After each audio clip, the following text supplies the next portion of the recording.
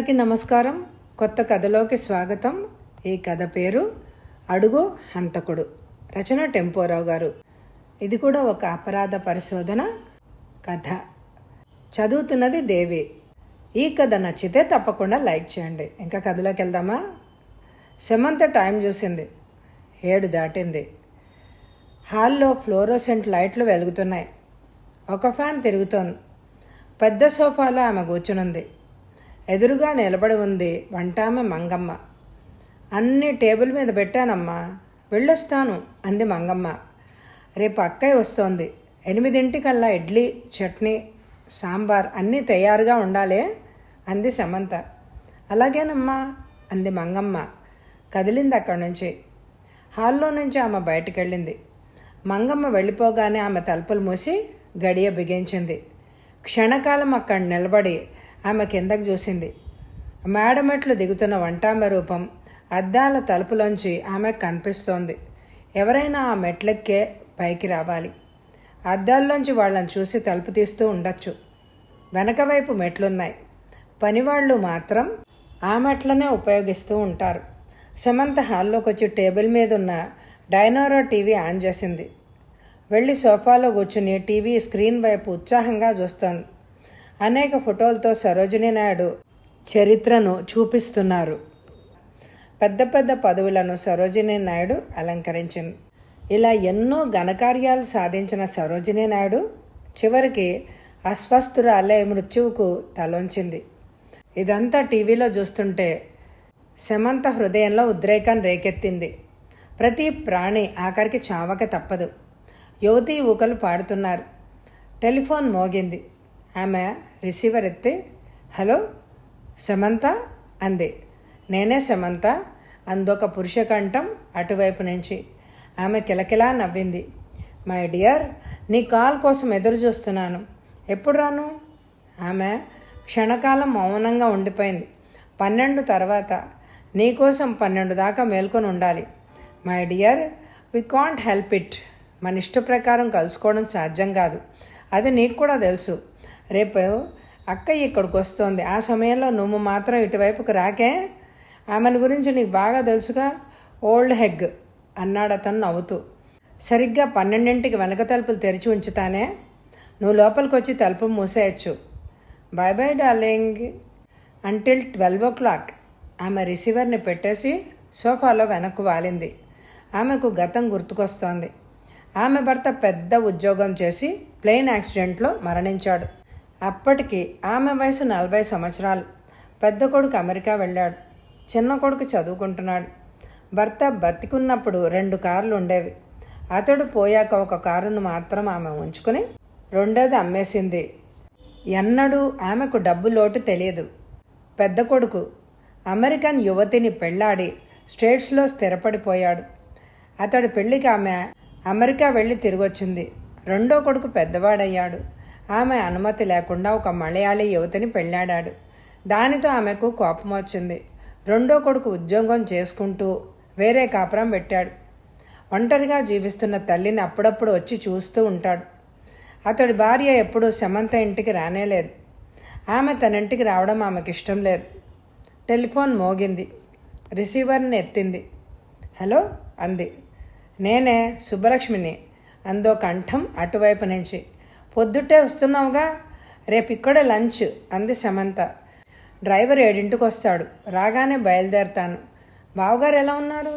అదే స్థితి. Bed ridden. ఎన్ని మందులు ఇచ్చినా సింక్లో పడేసినట్టే. 70 ఏళ్ల మనిషికి మందులు ఉపయోగపడవు. అక్క ఏం చేస్తున్నావు? వంటది ఇప్పుడే వెళ్ళిపోయింది. కూర్చొని టీవీ చూస్తున్నాను. Good night. వస్తానే రేపు అంది సుబ్బలక్ష్మి. ఆమె రిసీవర్ని పెట్టేసి టైం చూసింది. 8 అయింది. టీవీలో అరవర్ న్యూస్ చెప్తున్నారు. ఆమె లేచింది. బయటికి వెళ్ళింది. డాబా మీద పిట్టగోడ పక్కనే నిలబడి కిందకు చూసింది. నౌకర్ రామయ్య తోటలో పచార్లు చేస్తున్నాడు. రామయ్య మెట్ల గదిలోనో లేక బయట వరండా మీద పడుకుంటాడు. డాబా మీద ఉన్న ఆమె వైపు అతడు పైకి చూశాడు. నేను భోంచేసి పడుకుంటాను. ఎవ్వరిని పైకి రానివ్వకే అందామె. అలాగేనమ్మా అన్నాడతను. ఆమె హాల్లోకి వచ్చి తలుపులు మూసి గడియ బిగించింది. డైనింగ్ టేబుల్ దగ్గరికి వెళ్ళి కుర్చీలో కూర్చుంది. కంచం కూల్ వాటర్, వండిన పదార్థాలు అక్కడ సిద్ధంగా ఉన్నాయి. ఆమె తింటూ టీవీ చూడసాగింది. భోజనం ముగించి ఆమె పడగదిలోకి వెళ్ళింది. దుస్తులు తీసేసి పల్చటి సిల్క్ మ్యాక్సీ వేసుకుంది. ఆమె చెవులకున్న డైమండ్ కమ్మలు మెరుస్తున్నాయి. మెళ్ళో 10 కాసుల చంద్రహారం ఉంది. అమెరికాలో కొన్న చేతి గడియారం మెరుస్తోంది. ఆమె 11:55 అలారం పెట్టింది. అద్దం ముందు నిలబడి తన రూపాన్ని పరీక్షించుకుంది. తన వయసు ఇప్పుడు 52 ఏళ్ళు. తనింకా ముసలిదాన్లాగా కనపడడం లేదు. 35 ఏళ్ల ప్రియుడు తన కోసం పరితపిస్తున్నాడు. తను ముసలిదాన్లా కనపడి ఉంటే అతడు ఆమె చెంతకు వచ్చేవాడే కాదు. ప్రతిరోజు తను చేసే వ్యాయామం, బీచ్ వాకింగ్, బలాన్నిచ్చే భోజనం తన సహజ సౌందర్యాన్ని ఇంకా నిలబెట్టింది. లోపల ఆనందిస్తూ ఆమె పరుపు మీద వాలింది. టైము 9 దాటింది. 0 వాల్ట్ ల్యాంపు మసగ్గా వెలుగుతోంది. సమంత కాసేపట్లో నిద్రలోకి జారిపోయింది. 11:55కి రిస్ట్ వాచ్ అలారం కొట్టింది. గాఢమైన నిద్రలోంచి ఆమె లేచింది. క్షణకాలం మౌనంగా కూర్చుని మెల్లగా మంచం దిగి హాల్లోకి వెళ్ళింది. వెనక తలుపు దగ్గరకు చప్పుడు చేయకుండా నడిచింది. అక్కడ చీకటిగా ఉంది. సెకండ్లు గడుస్తున్నాయి.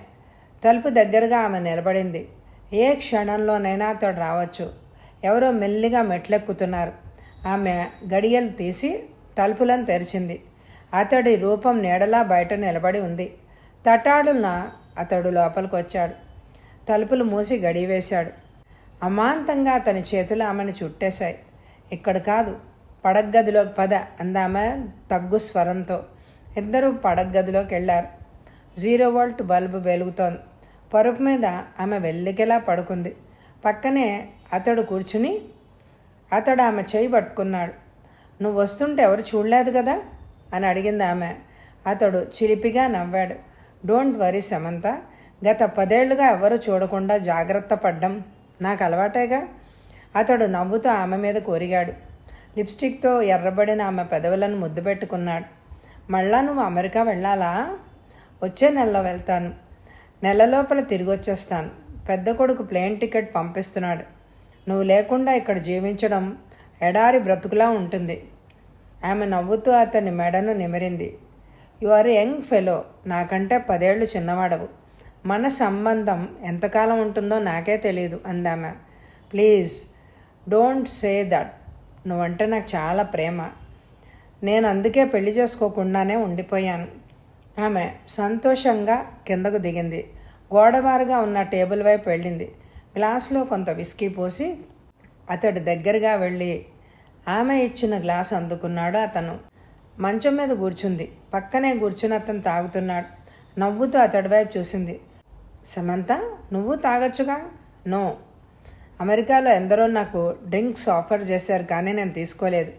తాగితే కానీ రుచి తెలియదు కదా. రుచి ఉంటేగా తెలియడానికి. అతడు గ్లాస్ ఖాళీ చేశాడు. గబగబా వెళ్ళి గ్లాసులో మళ్ళీ స్కాచ్ పోసుకున్నాడు. తాగుతూ పరుపు మీద పడుకొని ఉన్న ఆమె వైపు నవ్వుతూ చూశాడు. Come on, you are drinking too much అందామె. అతడు గడగడ తాగేసి గ్లాసును టేబుల్ మీద ఉంచి ఆమె దగ్గరికి వెళ్ళాడు. నిష ఎక్కుతోంది. ఆమె మీద అమాంతంగా వాలిపోయాడు. ఆమె కళ్ళల్లోకి చూస్తూ ఉండిపోయాడు. ఏమిటి అలా చూస్తున్నావు? మై డియర్, నాకు నీ సహాయం కావాలి. నేను ఏది అడగలేదు. నేను ఇరకాటంలో పడ్డాను. ఏం కావాలి? 50,000. ఆమె కళ్ళు చిట్లించింది. గుడ్ హెవెన్స్, నా ఇంట్లో డబ్బుల చెట్టు ఉందా? భర్త మరణించి 12 ఏళ్ళైంది. తిండికి లోటు లేకుండా ఎలాగో జీవితాన్ని సాగిస్తున్నాను. నీ దగ్గర బ్లాక్ మనీ కావలసినంత ఉంది. అందులోంచి నేను అడిగింది ఇస్తే నీకే కొరత రాదు. తర్వాత నేనెప్పుడూ అంతా తిరిగిచ్చేస్తాను. ప్లీజ్, డబ్బుని గురించి మనం మాట్లాడొద్దు. నువ్వంటే నాకెంతో ప్రేమ. నా దగ్గర డబ్బులుంటే నీకు తప్పకుండా ఇచ్చేసేదాన్నే. ప్రస్తుతం లేదు. నన్ను చూసి నా దగ్గర లక్షలున్నాయని చుట్టుపక్కల వాళ్ళు అనుకుంటూ ఉంటారు. అదంతా నువ్వు నమ్మకు. అతడు కిందకి దిగాడు. టేబుల్ దగ్గరికి వెళ్ళి గ్లాసులో మళ్ళీ విస్కీ పోసుకొని తాగడం మొదలుపెట్టాడు ఆమె వైపు చూస్తూ.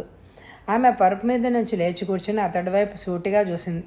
ప్లీజ్, ఇంక తాగొద్దు. ఎక్కువగా తాగి అల్లరి చేస్తే మన గుట్టు బయటపడుతుంది. అతడు విచిత్రంగా నవ్వాడు. క్లాసును ఖాళీ చేసి ఆమె ముందుకెళ్ళాడు. ఇప్పుడు అతను మంచి నిషాలో ఉన్నాడు. ఆమె కిందకి దిగింది. అతడు భుజం మీద చెయ్యేసింది. నో మోర్ డ్రింకింగ్ ప్లీజ్ అని అటాచ్డ్ బాత్రూంలోకి వెళ్ళింది. మెల్లిగా వెళ్ళి అతను గుమ్మంలో నిలబడ్డాడు. వెనుతిరిగి అతని వైపు చూసింది ఆమె. ఏంటి అలా ఉన్నావు అని అడిగింది ఆమె.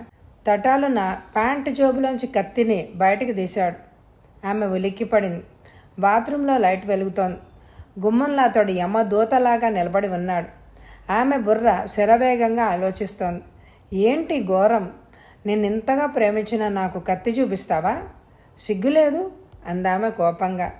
అతడు కూడా కోపంగా ఆమె వైపే చూశాడు. ప్రేమ? ఏమిటి నీ ప్రేమ? నేను నీ దగ్గరకు వచ్చినప్పుడు 25 ఏళ్ల కుర్రాడిని. నీ హస్తాల్లో నన్ను బంధించి నీ బోన్లో ఇరికించి నా సర్వస్వాన్ని జుర్రుకొని తాగి నీ కామాన్ని తీర్చుకుంటున్నావు. 50,000 ఇమ్మని అడగగానే నీ ప్రేమ ఎంతో నాకు వెంటనే తెలిసిపోయింది. ఇవాళ్లతో మన ఇద్దరి బంధం శాశ్వతంగా తెగిపోయింది. ఇటుపైన ఏ యువకుడిని వలేసి పట్టుకునే అవకాశం నీకు లేకుండా చేస్తాను. రాస్కెల్ అరుస్తాను. అందరూ పైకొస్తారు. నువ్వు పట్టుబడిపోతావు అందామె. అరిచే అవకాశం నీకు రాదు అని అతడు ఆమె నోరును ఎడంచెత్తో గట్టిగా నొక్కాడు. కుడి చేతిలోని కత్తి అమాంతంగా ఆమె వీపులోకి దిగబడింది. శమంత తటాలున కింద పడింది. ఆమె ఛాతీ మీద మరొక 4 సార్లు పొడిచాడతను. ఆమె ధరించిన మ్యాక్సీ రక్తమయమైంది.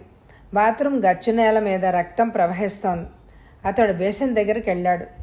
ట్యాప్ తిప్పి కత్తిని చేతుల్ని కడుక్కున్నాడు. తన గుడ్డల్ని పరీక్షించుకున్నాడు. గుమ్మం వైపు వెళ్ళాడు. అక్కడ నిలబడి రక్తం మడుగులో పడున్న సమంత వైపు చూశాడు. పడగదిలోకి చేరుకున్నాడు. 0 వాట్ బల్బు కాంతిలో అతనంతా చూడగలుగుతున్నాడు. తలగడ కిందున్న తాళం చెవులో గుత్తి తీసుకుని గోడ్రేజ్ బీర్వాను తెరిచాడు. గదిలో దొరికిన ఒక బ్యాగ్లో నోట్ల కట్టలను పడేసుకున్నాడు. టైం చూశాడు. బీర్వాకి తాళం వేసి తాళం చెవుల గుత్తిని తలగడ కింద పెట్టేశాడు. మెల్లిగా టేబుల్ దగ్గరికి వెళ్ళాడు. కొంచెం విస్కీ గ్లాసులో పోసుకొని సోడా కలిపి గడగడా తాగేశాడు.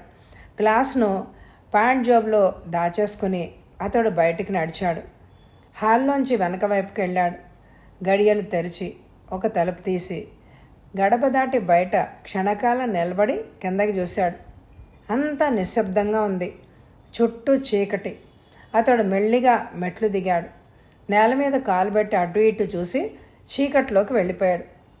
గోడవారిగా నిలబడి ఉన్న కోన్నయ్య తలను వెనక్కు తిప్పాడు. పిల్లిలా మెట్లు దిగి చీకట్లోకి పారిపోతున్న ఆ వ్యక్తి వైపు ఆశ్చర్యంగా చూశాడు. కూనయ్య క్షణకాలం చీకట్లో మౌనంగా ఉండిపోయాడు. అతడు పైకి ఎందుకు వెళ్ళాడు? కూనయ్య ఆలోచిస్తూ మెట్ల ముందుకు వెళ్ళాడు. అతడి గుండె దడదడా కొట్టుకుంటోంది. మెల్లిగా మెట్లెక్కాడు. ఒక తలుపు తెరిచి ఉంది. అడుగులే అడుగేస్తూ కూనయ్య హాల్లోకి చేరుకున్నాడు. పక్కనున్న పడక గదిలోకి వెళ్ళాడు. అటాచ్ బాత్రూమ్ గుమ్మంలో నిలబడి నేల మీద పడున్న ఆమె చూసి అరవబోయి నోరు నొక్కేసుకున్నాడు. అప్పుడే వెలుతురొస్తోంది. పని మనిషి బెల్ కొట్టింది. ఆ ధ్వని విని రామయ్య లేచాడు. మట్ల గది గుమ్మం బయట ఉంది ఎలక్ట్రిక్ బెల్.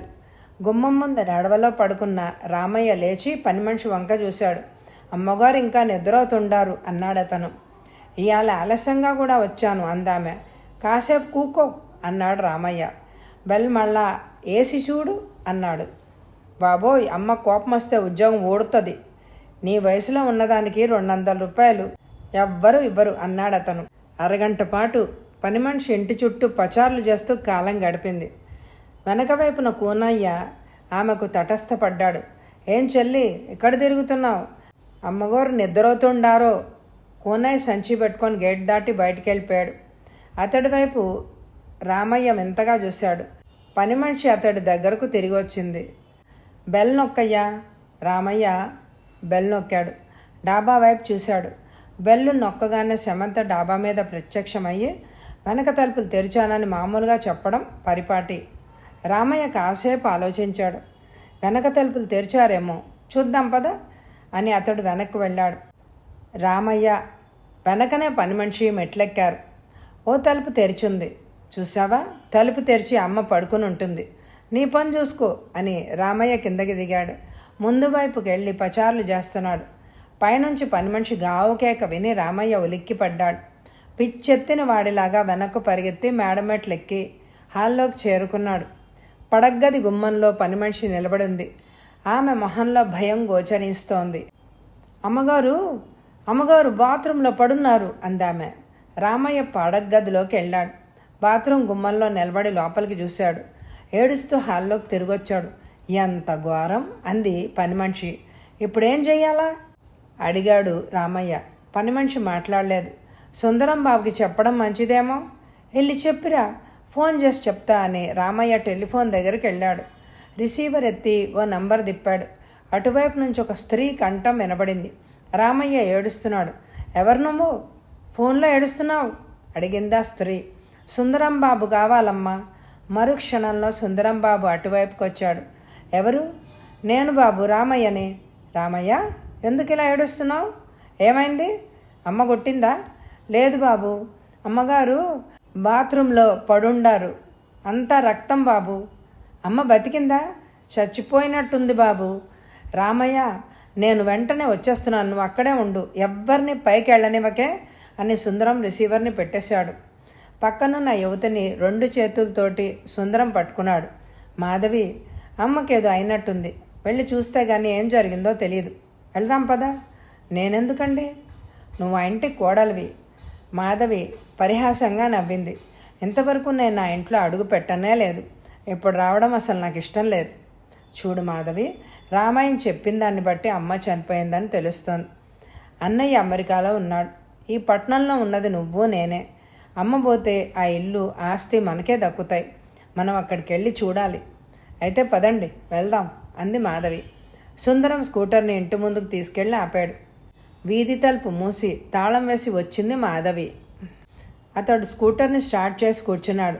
వెనక సీటు మీద మాధవి సర్దుకొని కూర్చుంది. సుందరం స్కూటర్ని పోనిచ్చాడు. 20 నిమిషాల్లో చామియర్స్ రోడ్లో ఉన్న ఆ ఇంటి ముందు స్కూటర్ ఆగింది. రామయ్య ఏడుస్తూ సుందరంకి ఎదురొచ్చాడు. రండి బాబు, వెనక మెట్లెమ్మట వెళ్దాం.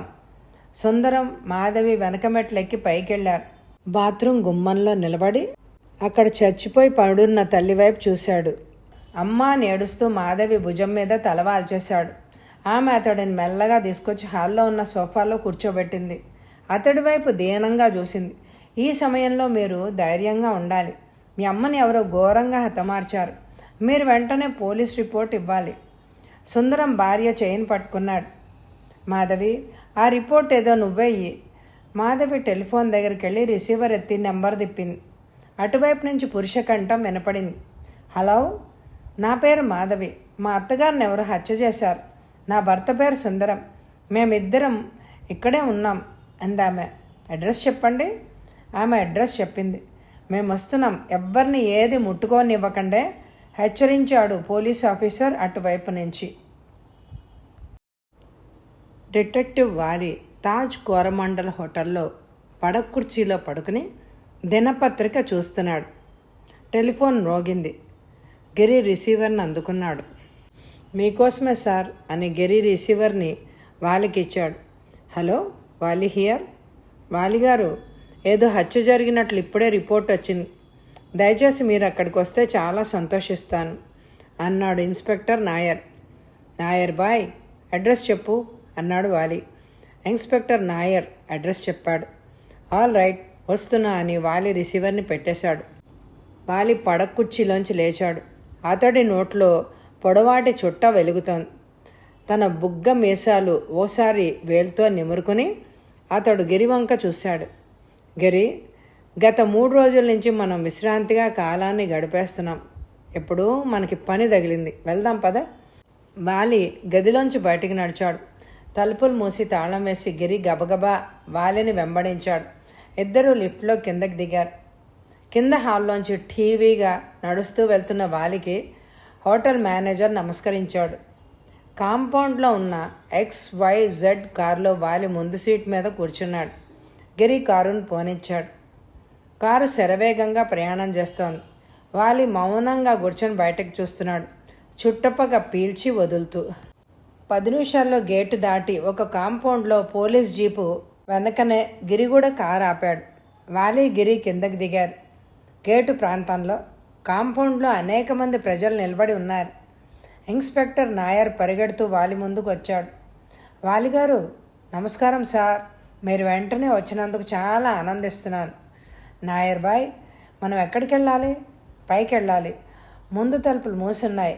మీరు వచ్చి చూసేదాకా తలుపుల్ని తెరవద్దు అన్నాను. మనం వెనక వైపు నుంచే వెళ్దామన్నాడు ఇన్స్పెక్టర్ నాయర్. ఇన్స్పెక్టర్ నాయర్, వాలి, గిరి వెనక వైపు వెళ్ళి మెట్లెక్కి పైకి చేరుకున్నారు. బాత్రూంలో లైట్ ఇంకా వెలుగుతోంది. వాలి నేల మీద పడున్న స్త్రీ వైపు పరీక్షగా చూశాడు. శవం పక్కకు తిరిగి పడుంది. ఛాతీ మీద, వీపు మీద కత్తిపోట్లు స్పష్టంగా కనిపిస్తున్నాయి. ఆమె ధరించిన మ్యాక్సీ రక్తంతో ఎర్రబడింది. ఆమె పాదాలు, పిక్కలు పచ్చగా కనిపిస్తున్నాయి. ఆమె ఒంటి మీద నగల్లేవు. ఒళ్ళంతా బోడిగా ఉంది. నుదురు మీద బొట్టు లేదు. హత్యకు ఉపయోగించిన ఆయుధం గదిలో ఎక్కడా లేదు. చుట్టపగ పీల్చి వదులుతూ వాలి బాత్రూమ్ 4 వైపులా చూశాడు. ఒకవైపు కమోడ్ ఉంది, రెండో వైపు సింకు, 2 కుళాయిలు, గోడకు అద్దం కనిపిస్తున్నాయి. మరోవైపు వీనస్ ఎలక్ట్రిక్ హీటర్ పైన అమర్చబడి ఉంది. వాలి పక్కనున్న ఇన్స్పెక్టర్ వైపు తిరిగాడు. ఈమె పేరు సమంత సార్. అమ్మాయి విధవ? You are right sir. ఆమె భర్త 12 ఏళ్ల క్రితం మరణించాడు. పెద్ద కొడుకు మోహన్ అమెరికాలో ఉంటున్నాడు. రెండో కొడుకు సుందరం ఇదే పట్టణంలో తన భార్యతో వేరే ఉంటున్నాడు. ఈ మేడ మీద సమంత ఒంటరిగా ఉంటుంది. కింద భాగం అద్దెకిచ్చి ఆమె మేడ మీద ఉంటుంది. వాలి ఆలోచిస్తూ పడగదిలోకి వెళ్ళాడు. 2 గాడ్రేజ్ బీర్వాల్, ఒక టేబుల్ వగైరా ఉన్నాయి. ఫ్యాన్ కింద డబుల్ కాట్ ఉంది. గదిలో 0 వాట్ బల్బు వెలుగుతోంది. ఫ్యాన్ తిరుగుతోంది. టేబుల్ మీద స్కాచ్ విస్కీ బాటిల్ని వాలి పరీక్షించాడు. అందులో సగం పైగా విస్కీ ఉంది. పక్కనే ఒక సోడా బుడ్డి ఖాళీగా ఉంది. మరో బుడ్డిలో కొద్దిగా సోడా ఉంది. వాలి వెనక్కు తిరిగాడు. గిరి వెనకనే ఉన్నాడు. గిరి, సుందరం ఎక్కడున్నాడు? హాల్లో ఉన్నాడు అన్నాడు గిరి. వాలి బయటికి నడిచాడు. హాల్లోని పెద్ద సోఫాలో సుందరం, మాధవి పక్కపక్కనే కూర్చునున్నారు. సుందరం ఏడుస్తున్నాడు. సుందరం ఎదురుగా ఆగాడు వాలి. అబ్బాయి, సుందరం నువ్వేనా? నేనే సార్. ఈమె నా భార్య మాధవి. వాలి అతడి వైపు సూటిగా చూశాడు. ముసలి తల్లిని ఒంటరిగా వదిలి నువ్వు వేరే కాపురం పెట్టడం విచిత్రంగా ఉంది అన్నాడు వాలి. బాగా డబ్బున్న కుటుంబాల్లో ఇటువంటివి జరుగుతూ ఉంటాయి సార్. నా భార్య అంటే మా అమ్మకి ఇష్టం లేదు. మాధవి నా క్లాస్మేట్ చెల్లెలు. ఆమెను ప్రేమించి పెళ్ళాడాను. అమ్మ ఈ పెళ్ళికి ఒప్పుకోలేదు. అన్నయ్య అమెరికా వెళ్ళి అక్కడ ఒక యువతిని పెళ్ళాడితే ఆమె ఏమీ అనలేదు. కానీ నా పెళ్లి విషయంలో ఆమె మొండి పట్టు పట్టింది. చివరికి ఇల్లు వదిలి వెళ్ళిపోయి ఆమెను పెళ్ళాడాను. నువ్వేం చేస్తున్నావు? బిఏ పాస్ అయ్యాను. ఒక ప్రైవేట్ ఇంజనీరింగ్ కంపెనీలో పనిచేస్తున్నాను. సంపన్న కుటుంబంలో పుట్టిన, పెళ్ళయ్యాక మధ్యతరగతి వాడిలానే నేను ఒక చిన్న ఫ్లాట్లో జీవిస్తున్నాను. అబ్బాయి, మీ నాన్న ఏం చేసేవాడు? ఆయన ఇండియన్ ఫారెస్ట్ సర్వీస్లో పనిచేసేవారు. ఒక విమానం యాక్సిడెంట్లో ఆయన మరణించారు. మీ అమ్మకి ఎవరైనా శత్రువులు ఉన్నారా? ఎవరుంటాడు సార్? ఆమె సాధారణంగా పరాయి వాళ్ళతో కలిసి తిరిగే రకం కాదు. మొదటి నుంచి ఆమె చాలా దర్జాగా పెరిగింది. ఆమెకున్న స్నేహితులు చాలా తక్కువ మంది. నువ్వు నీ భార్య ఇక్కడికి వచ్చి ఆమెను అప్పుడప్పుడు చూస్తూ ఉండేవారా? నేను తరచూ వచ్చి ఆమెను చూసి వెళ్ళిపోతూ ఉండేవాడిని. అమ్మ బ్రతికుండగా నా భార్య ఎప్పుడూ ఇక్కడికి రాలేదు. ఈవేళే మొదటిసారిగా వచ్చింది. మీ అమ్మ పోయాక ఈ ఆస్తి అంతా ఎవరికెళ్తుంది? అమెరికాలో ఉన్న అన్నా నేను పంచుకోవాలి. వాలి అతడి వైపు సూటిగా చూశాడు. మీ అమ్మ ఒంటి మీద బాగా నగలు ఉండేవనుకుంటాను. ఇప్పుడు అవేవి కనపడడం లేదే? వాలిగారు, శవాన్ని చూశాక నేను వాటిని గురించి ఆలోచించాను. అమ్మ చెవులకు డైమండ్ కమ్మలు ఉండేవి. 10 కాసుల చంద్రహారం ఆమె మెళ్ళో ఎప్పుడు వేలాడుతూనే ఉండేది. కుడి చేతికి 1/2 డజన్ గాజులు ఉండేవి. ఎడం చేతికి అమెరికాలో కొన్న ఖరీదైన ఆటోమేటిక్ వాచ్ ఉండేది. అవన్నీ ఇప్పుడు లేవు. డబ్బు కోసం ఈ హత్య జరిగిందేమో అన్నాడు సుందరం. అబ్బాయి, కింద భాగంలో ఎవరుంటున్నారు? గత 10 ఏళ్లుగా కామరాజు అని ఆయన ఉంటున్నారు. ఆయన ఇచ్చే అద్దె చాలా తక్కువ. 10 ఏళ్ల క్రితం 500 అద్దె ఆయన ఇచ్చేవారు. ఇప్పుడు అదే అద్దె మీద ఉంటున్నాడు. ఈ 10 ఏళ్లలోనూ ఈ ప్రాంతంలో అద్దెలు బాగా పెరిగాయి. ఆయన ఉండే గ్రౌండ్ ఫ్లోర్కి ప్రస్తుతం అనేక మంది 2000 ఇవ్వడానికి సిద్ధంగా ఉన్నారు. అమ్మతో ఈ విషయం నేను ఎన్నోసార్లు చెప్పి చూశాను. ఆమె కామరాజుతో మాట్లాడతాను అనేది, కానీ అద్దె మాత్రం 500లోనే ఉండిపోయింది. అబ్బాయి 500 అఫీషియల్గా ఇచ్చి అతను బ్లాక్లో వేరే ఇచ్చేవాడేమో. దాని గురించి నేను చెప్పలేను సార్. మీ అమ్మ దగ్గర రొక్కంగా చాలా డబ్బుందా? చాలా ఉందని పెద్దమ్మ ఎన్నోసార్లు చెప్పేది. అదే సమయంలో ఏడుస్తూ ఒక స్త్రీ వెనక వైపు నుంచి హాల్లోకి వచ్చింది. సుందరం పరిగెత్తుకెళ్ళి ఆమెను కౌగులించుకొని ఏడవసాగాడు. ఇద్దరు గోడవారుగా కూలబడిపోయి ఏడుస్తున్నారు. వాళ్ళ సమీపంలో నిలబడి వాళ్ళని గమనిస్తూ ఉండిపోయాడు. కాసేపు అయ్యాక వాలి మెల్లగా వాళ్ళ ముందుకెళ్ళాడు. ఆమె వైపు సూటిగా చూశాడు. ఆమె వయసు 60 ఏళ్ళు ఉంటుంది. అమ్మాయి, సమంత నీ చెల్లెలా? అవును సార్.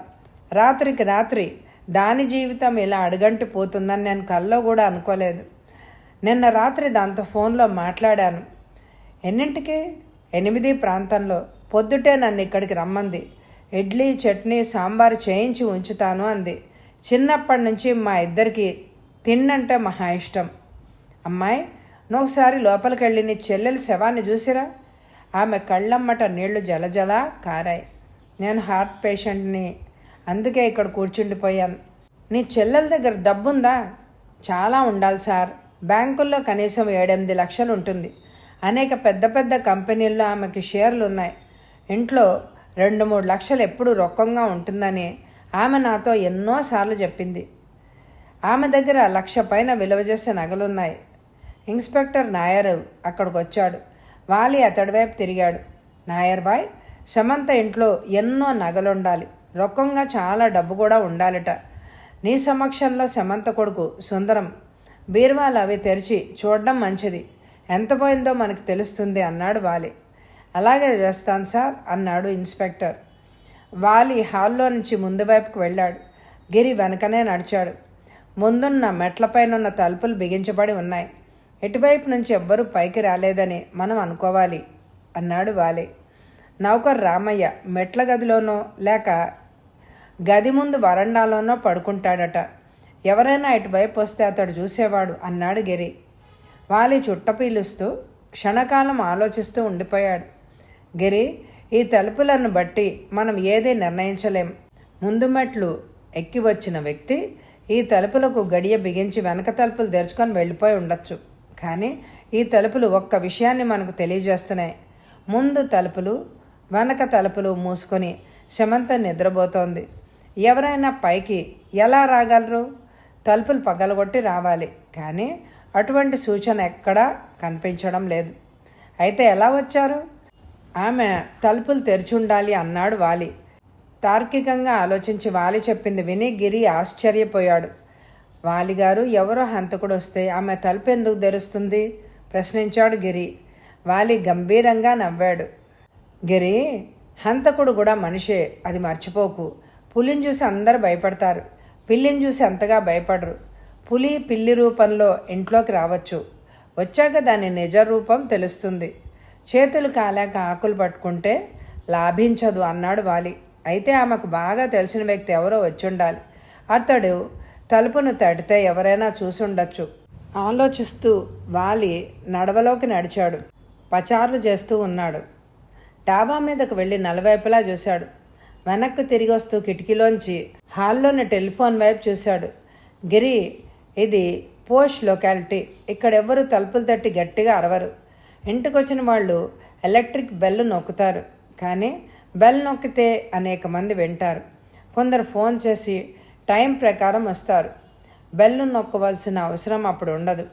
ఎవరో ఫోన్లో మాట్లాడి ఉండొచ్చు. ఆమె తలుపు తెరిచి ఉండాలి. చాలా దగ్గర మనిషి అయితే కానీ ఆ సమయంలో ఆమె తలుపులు తెరవదు అన్నాడు గిరి. దగ్గర వ్యక్తే, కొడుకు కావచ్చు అని వాలి కళ్ళు మూసుకొని తీవ్రంగా ఆలోచించాడు. పల్చటి సిల్క్ మ్యాక్సీలో ఉన్న శవం అతడికి జ్ఞప్తికి వచ్చింది. మ్యాక్సీ అడుగున మరే దుస్తులు లేవు. కొడుకు కావచ్చు, ప్రియుడు కావచ్చు అన్నాడు వాలి. గిరి పక్కున నవ్వాడు. ఆమెకు ప్రియుడున్నాడంటారా? గిరి, ప్రస్తుతం నేను ఆలోచిస్తున్నాను. ఆమె పెదవుల మీద లిప్స్టిక్ ఉంది. ఆమె పల్చటి మ్యాక్సీలో ఉంది. పడగ్గదిలో స్కాచ్ విస్కీ బాటిల్, సోడా బుడ్లు ఉన్నాయి. ఆమెకు తాగే అలవాటు ఉండొచ్చు. దాని గురించి మనం కనుక్కోవాలి అన్నాడు వాలి. వాలి మెట్లమ్మట కిందకి దిగాడు. వెనక వైపున కారు షెడ్ పక్కనే ఒక గది ఉంది. ఆ గది తలుపులకు బయట తాళం వేసింది. అతడు షెడ్లోకి చూశాడు. ఏ కారు లేదు, ఖాళీగా ఉంది. నేలను వాలి పరీక్షించాడు. నేల మీద గుర్తులను బట్టి ఈ షెడ్లో ఏ స్కూటర్నో ఉంచుతూ ఉండాలి. వాలి మరి కొంత దూరం నడిచి ముందు మెట్లు దిగే చోటుకి వెళ్ళాడు. రామయ్య అక్కడ పచారులు చేస్తున్నాడు. వాలి అతడి వంక పరీక్షగా చూశాడు. బాగా ఏడ్చినట్లున్నాయి అతడి కళ్ళు. నువ్వేనా రామయ్య? అడిగాడు వాలి. అవును సార్. ఆమె మరణించినందుకు నువ్వు చాలా ఏడ్చినట్టున్నావే. ఆమె పోతే నీ ఉద్యోగం పోతుందా? కాదు సార్, 10 ఏళ్లకు పైగా ఇక్కడ పనిచేస్తున్నాను. కోపం వస్తే కొట్టేది, కానీ మరో నిమిషంలో దయ చూపేది. ఆమె పోతే నా దగ్గర మనిషి ఎవరో పోయినట్టు అనిపించింది. నిన్న రాత్రి అమ్మతో నువ్వు మాట్లాడావా? డాబా మీద నుంచి అమ్మగారు నాతో మాట్లాడారు. భోంచేసి పడుకుంటాను అన్నారు. ఎవ్వరిని పైకి రానివ్వద్దు అన్నారు. రాత్రిళ్ళు ఆమె కోసం ఎవరైనా వచ్చేవారా? ఎవరు రారు సార్. రాత్రిళ్ళు ఆమె పెందరాలే పడుకుని వెలుతురు వచ్చే లోపలే లేచేవారు. పైన ఫోన్ మోగితే నీకు వినపడుతుందా? వినపడుతుంది సార్. క్రితం రాత్రి 7 తర్వాత ఫోన్ కాల్స్ వచ్చాయా? 2 సార్లు ఫోన్ మోగడం నాకు వినపడింది సార్. వాలి చుట్టపొగ పీల్చి వదులుతూ ఆలోచించసాగాడు. అక్క సుబ్బలక్ష్మి ఫోన్ చేసి సమంతతో మాట్లాడింది. ఒక కాల్ సుబ్బలక్ష్మిది అయితే రెండో కాల్ ఎవరిది? హత్య చేసిన వ్యక్తి కాలా అది? నిన్న రాత్రి నువ్వు ఎన్నింటికి పడుకున్నావు? 11ంటికి సార్. అప్పటిదాకా నేను కూనయ్య కబుర్లు చెప్పుకుంటున్నాం. కూనయ్య ఎవరు? వాడు కిందే ఉండే కామరాజు గారు నౌకరు. కామరాజు ఇంట్లో ఉన్నాడా? ఆయన స్కూటర్ మీద ఆఫీస్కి వెళ్ళిపోయారండి. 7ంటికల్లా ఆయన వెళ్ళిపోతారు. రాత్రి తిరిగొస్తారు. ఆయన తల్లి ఇంట్లో ఒంటరిగా ఉంటుంది. అతడికి పెళ్లి కాలేదా? పెళ్లి చేయడానికి ఆయన తల్లి ప్రయత్నిస్తున్నారు. అతడు పైకెళ్ళి సమంతతో మాట్లాడుతూ ఉంటాడా? ఎక్కువగా వెళ్ళరు సార్. వెళ్ళిన 2-3 నిమిషాల్లో తిరిగి వచ్చేసేవారు. కూనయ్య ఎక్కడున్నాడు? వాడు పొద్దుటే సంచి పట్టుకొని బయటికి వెళ్ళాడండి, ఇంకా రాలేదు. అతడెక్కడ పడుకుంటాడు? షెడ్ పక్కన చిన్న గది ఉంది, అందులోనే పడుకుంటాడు. అతడికి భార్య లేదా? భార్య చనిపోయింది సార్. కూతురికి పెళ్ళై సంవత్సరమైంది. అది మొగుడుతో ఉంటుంది. గిరి కిందకు పరిగెత్తుకొచ్చాడు. వాలి అతని వైపు తిరిగాడు. వాలిగారు, ఆమె ఒంటి మీద నగలు కనీసం 2 లక్షల రొక్కం పోయి ఉంటుందని సుబ్బలక్ష్మి సుందరం అంటున్నారు అన్నాడు గిరి. ఎక్కువే అన్నాడు వాలి. డాక్టర్ సుధాకర్ శవాన్ని పరీక్షించాడు. ఆమె క్రితం రాత్రి 11 తర్వాత 1 గంట ముందు మరణించి ఉంది అన్నారు. శవ పరీక్ష పూర్తిగా జరిగాక సరైన టైము తెలుస్తుంది అన్నారు. వాలి ఆలోచిస్తూ సమీపంలో ఉన్న చెట్టు కిందకి వెళ్ళాడు. గిరి ఎదురుగా సమీపంలో నిలబడ్డాడు. గిరి, 11 తర్వాత ఎవరైనా పైకి వెళ్తుంటే తప్పక ఆమె తలుపు తెరిచి ఉండాలి. ఎవరో ఫోన్ చేసి ఆమెతో మాట్లాడారు. ఎప్పుడొచ్చేది చెప్పారు. ఆమె తలుపు తెరిచింది అన్నాడు వాలి. ఎవరే ఉంటారు? అది మనం కనుక్కోవాలి. సుందరాన్ని గమనిస్తూ ఉండు. సమంత పోతే వెంటనే లాభించేది అతడికే. అన్న అమెరికాలో ఉన్నాడు. అతడు ఇక్కడకు రాకపోవచ్చు. సుందరంతో మాట్లాడాను సార్. సమంత అమెరికా వెళ్ళి వచ్చిందట. తన తల్లి మనసు కొంతకాలం పోయాక మారుతుందనే నమ్మకంతో సుందరం వేరే కాపురం పెట్టాను అని అన్నాడు. అతడు హత్య చేసే వ్యక్తిలా కనపడడం లేదు అన్నాడు గిరి. గేటు దాటి ఒకతను మెల్లిగా లోపలికొచ్చాడు. వాలి అతడి వైపు వెళ్ళాడు. ఎవరు నువ్వు అని అడిగాడు వాలి. నేను ఇక్కడే పనిచేస్తున్నాను సార్. నా పేరు కూనయ్య. వెళ్ళు అన్నాడు వాలి. కూనయ్య వెనక వైపుకు వెళ్ళాడు. వాలి పెద్ద అంగళ్ళు అటువైపుకి కదిలాడు. కూనయ్య తన గదికి వేసిన తాళాన్ని తెరిచి లోపలికి వెళ్ళాడు. గుమ్మంలో నిలబడి వాలి లోపలికి చూశాడు. కూనయ్య గాబరాగా వెనక్కొచ్చాడు. అయ్యా మీరా అన్నాడు అతను. అతడి వైపు సూటిగా చూశాడు. నిన్న రాత్రి ఈ గదిలో పడుకున్నావా? అతడు తల్లాడించాడు. 11 తర్వాత ఎవరైనా పైకి వెళ్ళడం చూసావా? లేదు సార్. ఏమైంది? కూనయ్య, కాంపౌండ్లో పోలీసులు ప్రజలు ఎందరో ఉన్నారు. ఏం జరిగిందో తెలీదా? ఏదో హత్యని రోడ్డు మీద వాడు చెప్పుకుంటుంటే విన్నానండి. ఏది వివరంగా తెలీదు. పైనుండే సమంతను ఎవరో చంపారు అన్నాడు వాలి. కూనయ్య ఉలిక్కిపడ్డాడు. హత్య చేసిన వ్యక్తి వెనక మెట్లమ్మట పైకెళ్ళాడు. నువ్వు ఈ గదిలోంచి అతన్ని చూడొచ్చు. నేను చూడలేదు సార్. నిన్న రామయ్యతో మాట్లాడిన తర్వాత వచ్చి పడుకున్నాను. పొద్దుట ఎక్కడికి వెళ్ళావు? నా కూతురింటికి వెళ్ళానండి. అల్లుడు తాగుబోతూ తాగి దాన్ని వాయిస్తున్నాడని విని పొద్దుటే వెళ్ళాను. నువ్వు పట్టుకెళ్ళిన సంచి ఏమైంది? అది పిల్ల ఇంట్లో వదిలేశాను సార్. కొంచెం బియ్యం అందులో పోసి పట్టుకెళ్ళి దానికి ఇచ్చాను. నీ అల్లుడు ఏం చేస్తుంటాడు? కూలి పని చేసుకొని బతుకుతాడు సార్. కూలి పని దొరక్కపోతే నా కూతుర్ని తంతాడు. తండ్రిని అడిగి ఏమైనా పట్రామంటాడు. నీ కూతురు ఎక్కడుంటుంది? అదొక గుడిసె సార్, మారుమూలుంది. క్షణకాలం వాలి కూనయ్య వైపు పరీక్షగా చూశాడు. కూనయ్య ఏదో దాస్తున్నాడు. అతడి ఒళ్ళు వణుకుతోంది. కళ్ళల్లో భయం స్పష్టంగా కనిపిస్తోంది. వాలి వెనక్కి తిరిగి దూరంగా నడిచాడు. వెనకనే గిరి వచ్చాడు. గిరి, కూనయ్య కూతురు గుడిసె రామయ్యకు తెలిసే ఉండొచ్చు. అతడితో నువ్వు అక్కడికెళ్ళు. కూనయ్య పొద్దుటే వెళ్ళి ఒక సంచి తన కూతురు ఇంట్లో వదిలేశాడు. అందులో బియ్యం పోసి పట్టుకెళ్ళానని నాతో అనడం నువ్వు వినే ఉంటావు. అవును సార్, అంతా విన్నాను సార్. అక్కడికి వెళ్ళి ఆ సంచిలో ఏముందో కనుక్కో. అలాగే సార్ అని వెళ్ళిపోయాడు. మెట్లెక్కి వాలి పైకి వెళ్ళాడు. హాల్లో ఒక కానిస్టేబుల్ నిలబడి ఉన్నాడు. సోఫాల్లో సుందరం, మాధవి, సుబ్బలక్ష్మి కూర్చుని ఉన్నారు. ఇన్స్పెక్టర్ నాయర్ నవ్వుతూ వాలి దగ్గరకు వచ్చాడు. వాలిగారు, మీకోసమే చూస్తున్నాను అన్నాడు ఇన్స్పెక్టర్ నాయర్. నాయర్ బాయ్, ఏదైనా తెలిసిందా? డాక్టర్ సుధాకర్ శవాన్ని పరీక్షించి వెళ్ళిపోయారు. ఫోటోలు కూడా తీయడం పూర్తయింది. పడగదిలో, బాత్రూంలో మా ఫింగర్ ప్రింట్స్ వాళ్ళు పనిచేస్తున్నారు. నాయర్ బాయ్, పడగదిలో టేబుల్ మీద స్కాచ్ విస్కీ బాటిల్, సోడా బుడ్లు ఉన్నాయి. వాటి మీద వేలిముద్రలు ఉన్నాయేమో చూడమను అన్నాడు వాలి. వాటిని గురించి నేను మర్చిపోయాను సార్, ఇప్పుడు వాళ్ళకి చెప్పాను అని ఇన్స్పెక్టర్ పడగదిలోకి పరిగెత్తాడు. ఆరిపోయిన చుట్టను వాలి లైటర్తో మళ్ళీ వెలిగించుకున్నాడు. అబ్బాయి, నీ తల్లి అమెరికా వెళ్ళి వచ్చిందని విన్నాను. ఆమెకు తాగే అలవాటు ఉందా? అమ్మ తాగడం నేను చూడలేదు సార్. ఆమె గదిలో స్కాచ్ విస్కీ బాటిల్ ఎందుకుందో అన్నాడు వాలి. నేను చెప్పలేను సార్. అబ్బాయి, నువ్వు తాగుతావా? నాన్నగారు తాగేవారు. నేను డ్రంకర్ని కాను సార్, కానీ అప్పుడప్పుడు కొద్దిగా తాగుతాను. మీ అమ్మ టేబుల్ మీద ఉన్న విస్కీ బాటిల్ని నువ్వు చూసావా? ఆమె టేబుల్ మీద విస్కీ బాటిల్ ఉండడం నేను గమనించాను. ఆమె నీకు విస్కీ ఆఫర్ చేసిందా? లేదు సార్, నేను ఇంట్లో ఉన్నంతకాలం స్టూడెంట్ని. పెళ్లి ముందు నేను బయటకు వెళ్ళిపోయాను. తర్వాత నాకు ఉద్యోగం వచ్చింది. అమ్మ నాకెప్పుడు విస్కీ ఇవ్వలేదు. వాలి అతడు వంక సూటిగా చూశాడు. నిన్న రాత్రి 11, 1 గంట మధ్య నువ్వెక్కడున్నావు? ఇంట్లోనే ఉన్నాను సార్. 10ంటికే నిద్రపోయాను. వాలి చిత్రంగా నవ్వాడు. కొత్తగా పెళ్ళైన వాడివి 10ంటికే పడుకున్నావా? సుందరం ఏం చెప్పాలో తోచక భార్య వైపు చూశాడు. ఆయన నిన్న 5ంటికి ఆఫీస్ నుంచి వచ్చారు. 8ంటికి భోంచేశాం, 10ంటికి పడుకున్నాం అంది మాధవి. గబగబా గిరి హాల్లోకి వచ్చాడు. వాలి అతడితో హాలు మూలకి వెళ్ళాడు. గిరి చేతిలో సంచి ఉంది. వాలిగారు, కూనయ్య కూతురు గుడిసెలో లేదు. లోపలికి నేను రామయ్య వెళ్ళాం. నులక మంచం కింద ఒక ట్రంక్ పెట్టె ఉంది. పెట్టి తెరిచి చూస్తే ఈ సంచి గుడ్డల కింద ఉంది. సంచిలో ఉన్న వాటిని చూసి నేను ఆశ్చర్యపోయాను అన్నాడు గిరి. వాలి సంచిలో ఉన్న నగలను చూశాడు.